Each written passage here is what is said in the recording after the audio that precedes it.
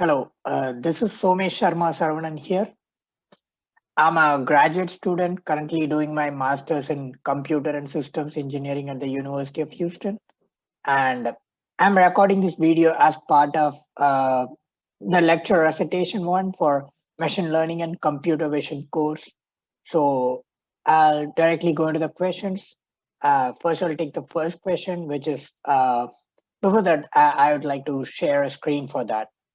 Uh, okay. So I hope the screen is visible. So let me go to the question. So the question is, why is linear regression with the least mean square loss function not appropriate for classification tasks? Uh, so the main answer here is that the mean square cost function is non-convex for binary classification. So in simple terms, if a binary classification model is trained with a mean square error cost function, it is not guaranteed to minimize a cost function. This is because mean square error cost function x expects real valued inputs in the range, say, of it is like from minus infinity to plus infinity. So it is any number. But on the other case, when we take binary classification model outputs, it is in the range of 0 to 1 through the sigmoid or logistic function.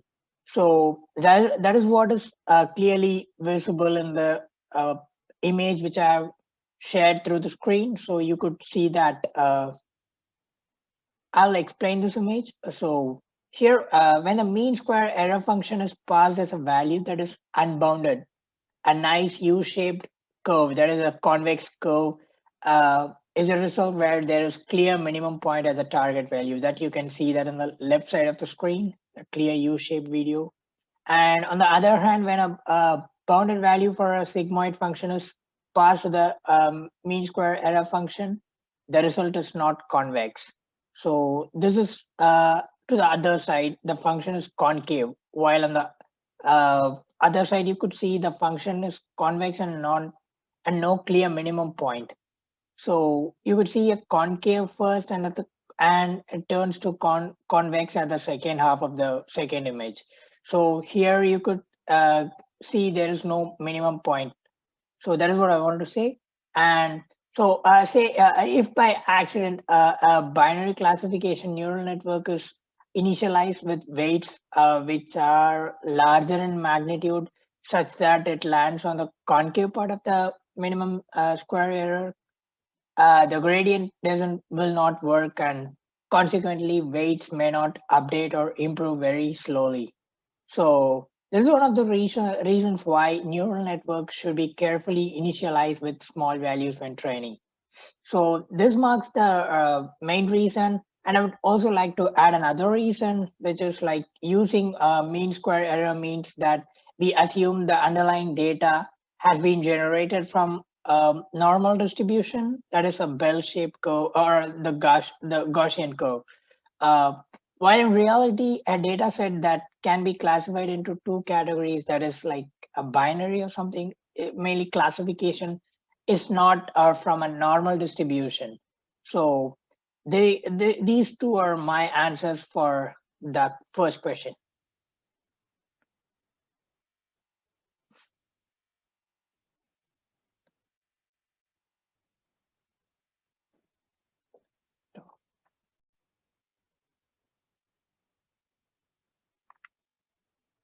Now we will go into the second question. So the question is, what are the main differences between linear regression and logistic regression?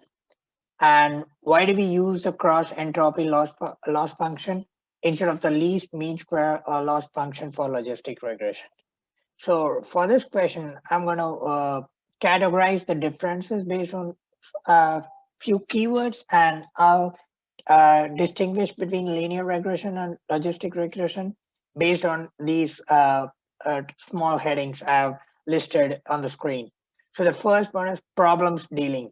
So here, what kind of problems are dealt in linear regression and logistic regression? Is it's very simple and straightforward. So linear regression handle regression kind of problems, and logistic regression handles classification related problems. So there it starts. So there's the difference. and and the second one is based on the output. So linear regression provides a continuous output, and whereas the logistic regression provides a discrete output. So that is how linear regression and logistic regression varies, as we would have seen in our first question, as the U continuous U-shaped curve for linear regression, but whereas for logistic regression, we have two different discrete outputs.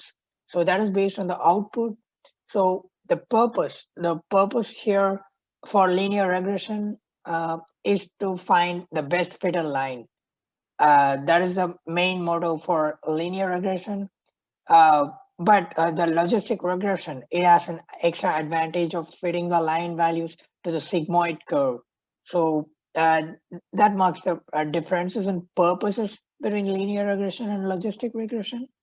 And based on the loss function calculation, here in linear regression, we'll use mean square error. And in the case of logistic regression, we use maximum likelihood estimation.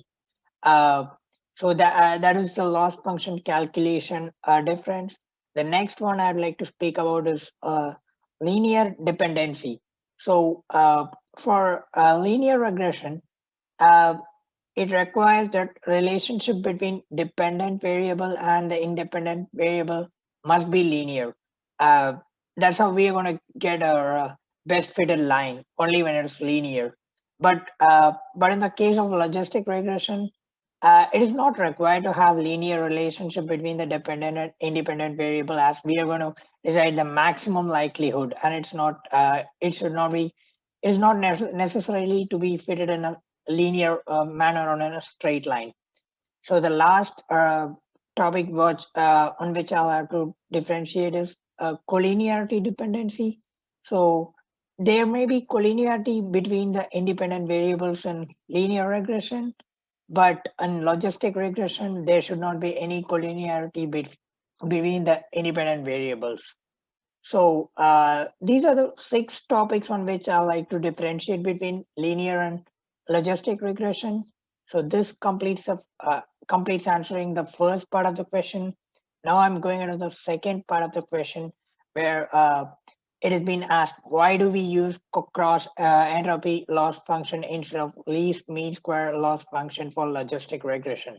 So this is more or less has been answered more or less in the first question. So I'd like to give a brief answer here too. So that is, the answer has to do with the maximum likelihood estimation, as we talked about the logistic regression for the first part of the second question. So the mean, that is a cross entropy, is a measure of difference between two discrete probability distributions.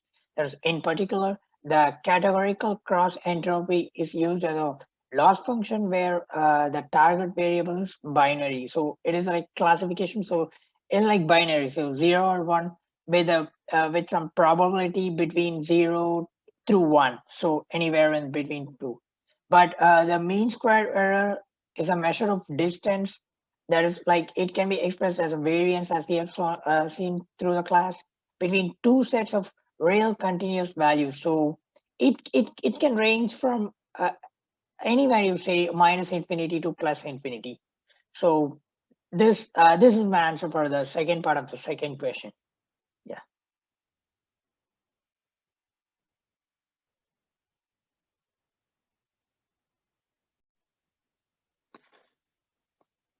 So I'll be discussing the answer for third question. Before that, I'll share my screen. So I hope the screen is visible. So let me go through the question. So the question is, after you train a deep neural network, you realize that it does not perform well on the validation data. And what diagnostic tools can you use to determine the most promising action for improving your deep network? And explain how these tools work in detail. So the problem there is like it's mostly it's due to the high variance we get there, because the neural network like stops learning useful general features at some point, and it starts adapting to peculiar data of your training set. So that results in the overfitting in results. So uh, for that we could use there are many diagnostic tools, but I've listed a few and I'd like to go through them. So those are use weight regularization. So what that does is it tries to keep weight low, which very often leads to better generalization.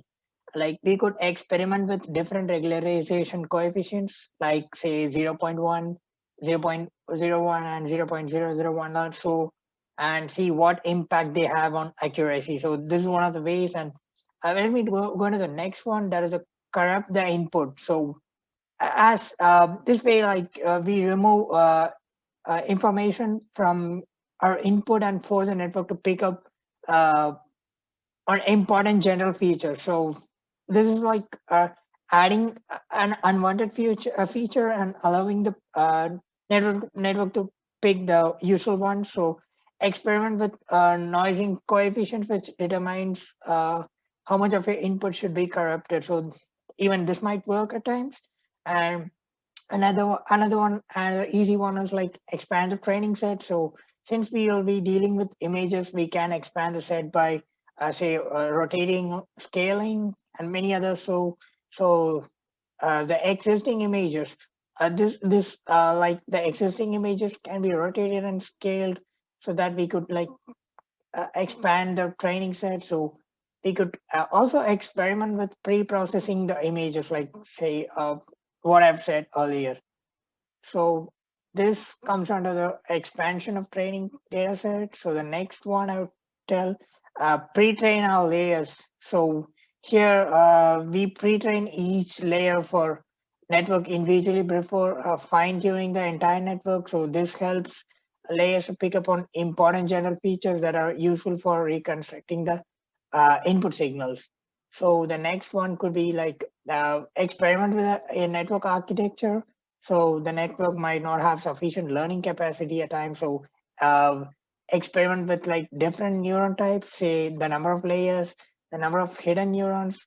Make sure to try compressing the architecture, say less neurons than the input, and sparse architecture where more neurons than the input. There are many ways with which we could experiment with a network architecture, reduce the number of features and decrease the degree of polynomials and reduce the input variables. And as I said, there are a number of neurons too. So there are multiple ways, but unfortunately, the process of training networks that generalize well involves a lot of experimentation. Almost, it is not confined. So these are some diagnostic tools we could use so that to uh, what to say, reduce the high variance. That's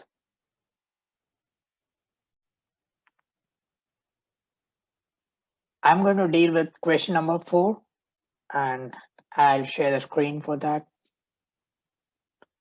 So hope the screen is visible. So the question is, please provide examples for two data normalization methods and explain how they work in detail. So before going to the two data normalization methods, I'll just explain the normalization concept in a brief. Say, let's say we have a data set containing two different variables, say time and temperature recorded. So here, the time would be measured in minutes. Say it would be like in 5 minutes, 10 minutes, 25 minutes, and the temperature will be recorded in Fahrenheit. Say 40 degrees, 55 degrees, 73 degrees, 80, and so on. So that would be in Fahrenheit scale. So if you take a closer look, we'll find that it is the distribution of data which is quite different in these two cases. Say the time would be in 5, 10, 15, 20 minutes, and the Fahrenheit range would be 40 to 70, 80. So we don't have a scale where both of them fit in. So they both have their own scale. So here comes the concept of normalization. So the purpose of normalization is to transform data in a way that they either dimensionless or they have similar distributions. That is going to be the motive behind the concept of normalization. And here I'm going to deal with two normalizations. As you could see on the screen, the first one would be min-max normalization. So it is as simple as the name suggests. It is it is the most simplest method, I would say, and this can be calculated as x crown is equal to the variable x minus the minimum x. That is, if you consider a data set, say I've given it uh, from the values 1 to 100. So here the minimum value is going to be 1 and the maximum value is going to be 100. So in this case, so the x crown would be x minus 1, which is the minimum value, divided by 100, which is the maximum value in the data set, and subtracted by 1, which is the minimum value in the data set. So the formula would be x crown is equal to x minus 1 by 100, sorry, divided by 100 minus 1, which is 99. So by applying this for like three variables I've shown, so 1 crown would be 1 minus 1, which equals 0, and 50 crown would be 50 minus 1 by 100 minus 1, which is approximately 0.49, and 100 crown is equal to 100 minus 1 divided by 100 minus 1, which is equal to 1. So if we pass in any set of data, this would give your values in the range of 0 to 1. So say whatever scale it is, maybe it's a time, it's a temperature, so it will give you answers in between the range of 0 to 1. So that is the use and advantage of min max normalization. So the next normalization technique which I'm going to talk about is mean normalization. So this method uses the mean of the observations in the transformation process. So here, x crown could be like x subtracted by average of the x divided by the range. That is the maximum value of the data set minus the minimum value of the data set. So we're going to consider the same data set here, which is 1, 2, 3 through 100. So here, the minimum value could be like same as the previous case, that is 1. The maximum is 100. Here, the average of the first 100 natural numbers is 50.5.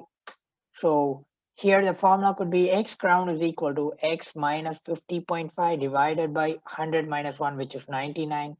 So I've given same three examples in this case. So that would be 1 crown would be 1 minus 50.5 by 100 minus 1, which is minus 0.5. And for 50 crown, it is 50 minus 50.5 divided by 100 minus 1, which is almost equal to 0, that is 0.005. And 100 crown is equal to 100 minus 50.5 divided by 100 minus 1, which is exactly which is exactly equal to plus 0.5. So here we would know that the range is from minus 0.5 to plus 0.5. So being the same as the other case where the range was from 0 to 1, here too we have the range from minus 0.5 to plus 0.5, where if we pass in any data set of any range, it would confine that to this stipulated data set. So that is a use and advantage of mean normalization. And that's what I wanted to discuss for the fourth question. Thank you.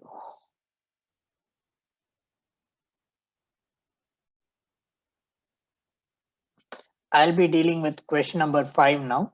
So I share the screen for that. Okay. So the question is, explain why good initialization is essential in training a deep neural network. So I'd like to start the answer like say, to get a neural network with better and optimal results, weight initialization is the first step which comes into consideration. So a neural network with improper weight initialization can make the error learning process tedious. So therefore, to achieve better optimization, faster convergence, and feasible learning process, weight initialization is very crucial. So I would like to answer a few questions as an answer for this. So the first one would be like, what if we initialize with the same value? So I've attached an image to that. So consider a three-layer network with one hidden layer. The parameters is represented to the right bottom of the image shown. So that is the WL and BL, which gives weight matrix of the dimension L minus 1 and BL bias vector of size L comma 1. So as you could see, if the gradients are equal, then weights are going to be updated by the same amount. So the weights attached to the same neuron continue to remain the same throughout the training. It makes the hidden unit symmetric, and this problem is known as a symmetric problem. Hence, to break the symmetry, the weights connected to the same neuron should not be initialized to the same value. So that is the answer for the first one. So let's move to the second question. Like, can we initialize the weights to large values then? So if the weights are initialized to a large values, then if sigmoid activation function is used, then saturation problem, like what to say, the saturation problem can occur, which leads to vanishing gradient problems. As a result of this, the gradient changes slowly and the learning becomes tedious again. So, similarly, exploding gradient problem can occur. So it is the same case with the other one too. Similarly, too small initialization leads to vanishing gradients. So if both these doesn't work, so what works? That takes us to the next part.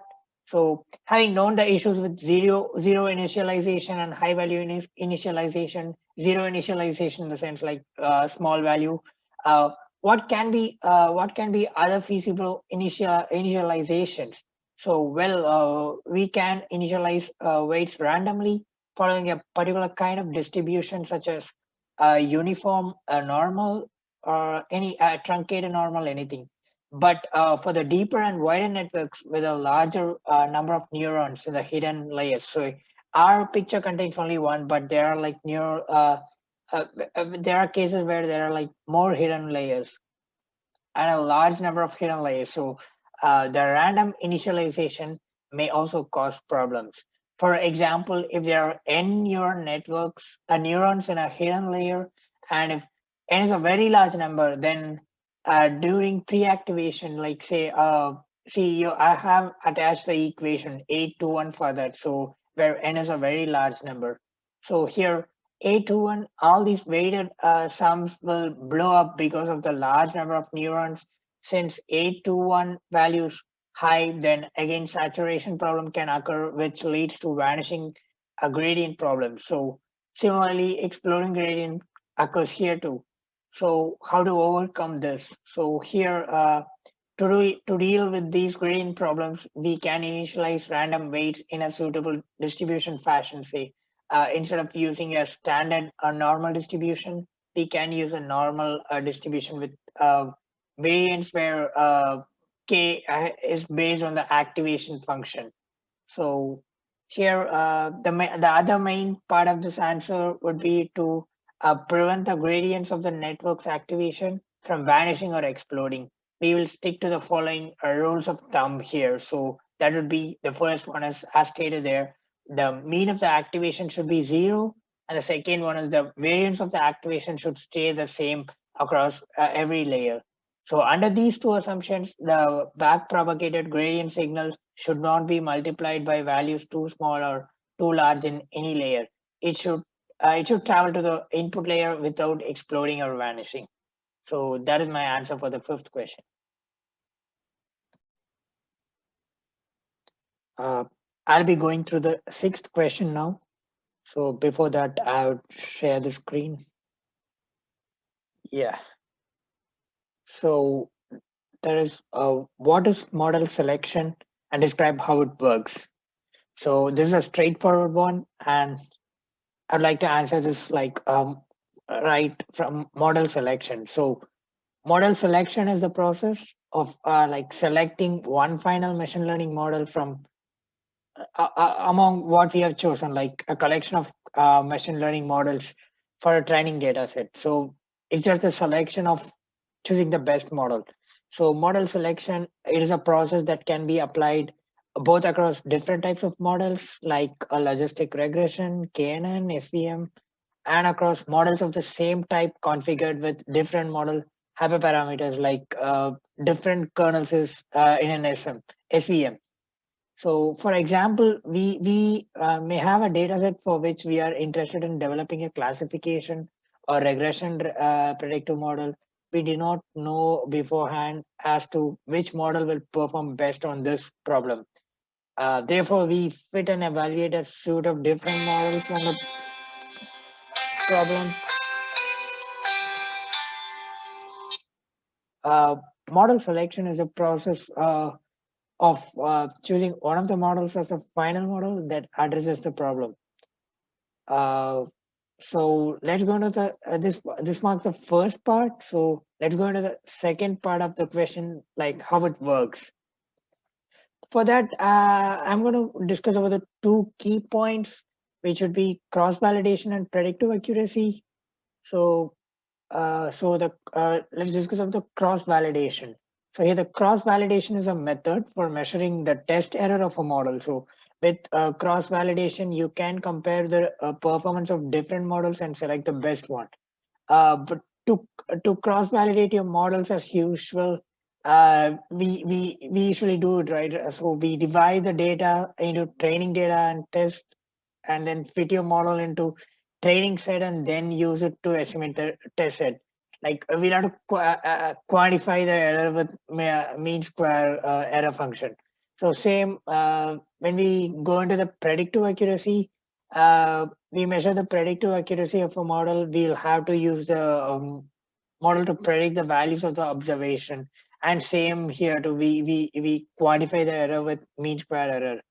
However, like this approach has a bit of like flaw, I would say, because it overestimates the predictive accuracy of our model. So this is where it takes us to the next subheading, which is we need to get over the idea of the best model. Like what I mean by best model is the overestimation. So all models have predictive error given the statistical noise in the data, so incompetence of the data sample and limitations of each different model type. So therefore, the notion of a perfect or best model is not useful. Instead, we would like to seek a model that is good enough, that serves the purpose, which is like just good enough. So for that, it takes us to the next topic, which is like there are two main classes of techniques to approximate the ideal case of model selection. They are like uh, the probabilistic measures and the resampling measure methods. So I'll go brief into both of these. So probabilistic measures involve analytically scoring a candidate model using both of its what to say performance on the training data and the complexity of the model. It is also known that training error is optimistically biased and therefore is not a good bias for choosing a model. A model with fewer parameters is less complex and because of this is preferred because it is likely to generalize better on average. So we also have some commonly used probabilistic model selection measures like AIC, BIC, minimum description length, MDL, so on. So the next one which we could go into is the resampling methods. The resampling methods seek to estimate the performance of a model, like more precisely the model development process. So on out of sample data, to be performed with the out of sample data.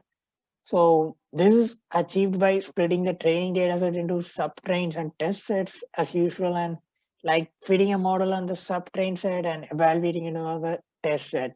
This process may then be repeated multiple times, and the mean performance across each trial is reported. So this completes my answer for question 6. Yeah.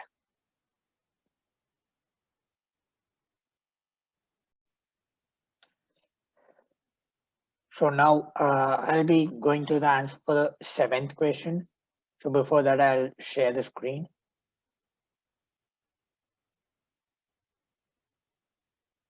I think the screen is visible. So I'll go to the answers.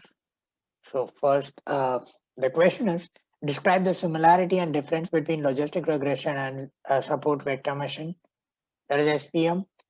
And and the second part of the question is what is margin, and the next one is explain why the loss function of SVM leads to maximizing the margin.